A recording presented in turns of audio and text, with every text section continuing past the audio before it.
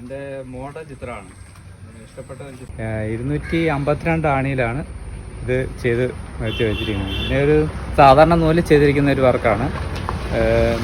ഒരു 4500 ചുറ്റ് വലിയ വലിക്കുന്നുണ്ട്. ഇത് 3 ആഴ്ച കൊണ്ട് ചെയ്ത ഒരു വർക്കാണ്. 3 ആഴ്ച കൊണ്ട് ചെയ്ത വർക്കാണ്. 3 ആഴ്ച കൊണ്ട് വർക്ക് ചെയ്തത്. പിന്നെ എല്ലാ ഇച്ചിരി ബുദ്ധിമുട്ടാണ് ചെയ്തെടുക്കാൻ വേണ്ടി, എന്നാലും പറ്റുന്നത് ചെയ്തു.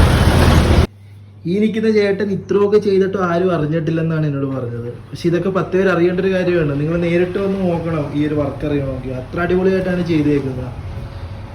എത്ര 2 ആഴ്ചയല്ലോ? 3 ആഴ്ച കൊണ്ട് ചെയ്ത വർക്ക്. ആ വർക്ക് നോക്കിയോ. ഇവിടെ വന്ന് ഈ ചേട്ടൻ്റെ മോളെ കാണുമ്പോൾ നിങ്ങൾക്ക് മനസ്സിലാവും ഇത് കറക്റ്റ് അതുപോലെ തന്നെ ഇരിക്കും. ഇത് നോക്കി ഇങ്ങനെ വരച്ചാണ്, ഒരു പടം വെച്ചിട്ട് ഇങ്ങനെ വരച്ചാണ്, വെച്ചിട്ട് ഇങ്ങനെ നോക്കി വരച്ചാണ്. ഞാൻ വരച്ച വർക്കുകൾ ഇതെല്ലാം ചെയ്തിരിക്കുന്നത് ഇത് ഓയിൽ പെയിന്റ് ആണ്. പിന്നെ ഇതെല്ലാം അക്രിലിക് പെയിന്റ് ചെയ്ത് ഇതിൻ്റെ മോഡൽ അത് ഞാൻ നേരത്തെ കാണിച്ചായിരുന്നു. പിന്നെ ഇതൊരു ഓയിൽ പെയിന്റ് വർക്കാണ്. ഇതും കൂടുതൽ ഇതിൻ്റെ ബാക്കിലുള്ളതാണ്.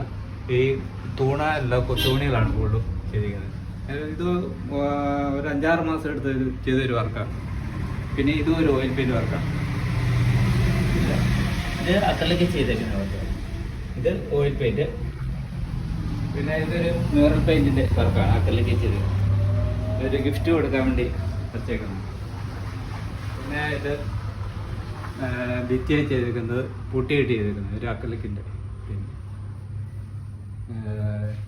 ഇതാണ് ഞാൻ ഫസ്റ്റ് ചെയ്ത് ആദ്യം തുടക്കത്തിലെ വരച്ച ഒരു പടം. ഇത് തുടക്കം ഇതിലെന്നായിരുന്നല്ലേ? ഇതായിരുന്നു തുടക്കം ചെയ്തേക്കുന്ന ആദ്യം. ഇതൊരു മ്യൂറലാണ്. ഇത് ഓയിൽ പെയിന്റ് വർക്ക്. ഇത് ഒരു മ്യൂറൽ പെയിന്റ്. പിന്നെ ഇത് വാട്ടർ കളർ ചെയ്തിട്ടുണ്ട്. ഇതൊക്കെ എത്ര ദിവസം ഇങ്ങനത്തെ പടമൊക്കെ വരൊക്കെ? ഇതൊക്കെ ഇത് പെൻസിൽ ഡ്രോയിങ് ഈസി ആയിട്ട് ചെയ്യും. 2 ദിവസം കൊണ്ട് ചെയ്തെടുക്കാം. പിന്നെ വാട്ടർ കളർ ഏറ്റവും ബുദ്ധിമുട്ടാണ് വാട്ടർ കളർ പെയിന്റ് ചെയ്യാൻ വേണ്ടി. എന്നുവെച്ചാൽ നമുക്ക് ഉണങ്ങാൻ ഇത് തെറ്റിപ്പോയി കഴിഞ്ഞാൽ മായ്ക്കാൻ പറ്റത്തില്ല. കാരണം വാട്ടർ കളറാണ് ചെയ്യാണ്ട് ഭയങ്കര ബുദ്ധിമുട്ട്. വാട്ടർ കളർ ബാക്കി ഏത് പെയിന്റ് നമുക്ക് മ്യൂറലും ഓയിൽ പെയിന്റും ഒക്കെ നമുക്ക് ഇത് തെറ്റിപ്പോയി കഴിഞ്ഞാൽ. എത്ര ആളാ ഇതൊക്കെ ചെയ്യാൻ തുടങ്ങിയിട്ട് പടം വരെയൊക്കെ? ചെയ്യാൻ തുടങ്ങി കഴിഞ്ഞാൽ ഞാനിപ്പോൾ ഒരു 3-ാം ക്ലാസ് 4-ാം ക്ലാസ് പഠിക്കുമ്പോഴൊക്കെ വരയ്ക്കുന്നുണ്ടായിരുന്നു. ആ സമയത്ത് പാരമ്പര്യമായിട്ട് കഴിവാണ്. ആ സമയത്തോട്ട് വരയ്ക്കുന്നുണ്ട്. പിന്നെ അത് കഴിഞ്ഞ് കുറേ നാൾ വർക്ക് ഒന്നും ഇല്ല, ചെയ്യാൻ ഭയങ്കര മടുപ്പാക്കി. അത് കഴിഞ്ഞ് പിന്നെ ഒരു വർക്ക് ചെയ്യാണ്ടൊക്കെ ഒരു ഭയങ്കര മടുപ്പായിരുന്നു. കല്യാണം കഴിഞ്ഞു, അതൊക്കെ കഴിഞ്ഞ് പിന്നെ വല്ല വർക്കൊന്നും ഇല്ലായിരുന്നു. അത് കഴിഞ്ഞ് പിന്നെ ഒരു ഈ വരക്കുന്നത് മുമ്പ് ചെയ്യുന്നത് പിന്നെ ചെയ്യാതിരുന്നിട്ട് പിന്നെ പണിയൊക്കെ. പിന്നെ യൂട്യൂബിലൊക്കെ നോക്കി കണ്ട് മനസ്സിലാക്കി അങ്ങനെ ഓരോന്നൊക്കെ ഇങ്ങനെ ഇത്രയൊക്കെ വരച്ചല്ലേ? അതെ അതെ. ഇതിൽ നിന്നൊക്കെയാണ് പുതിയ വെറൈറ്റി ആയിട്ടാണ് മകളുടെ നൂലിൽ വരച്ചല്ലേ?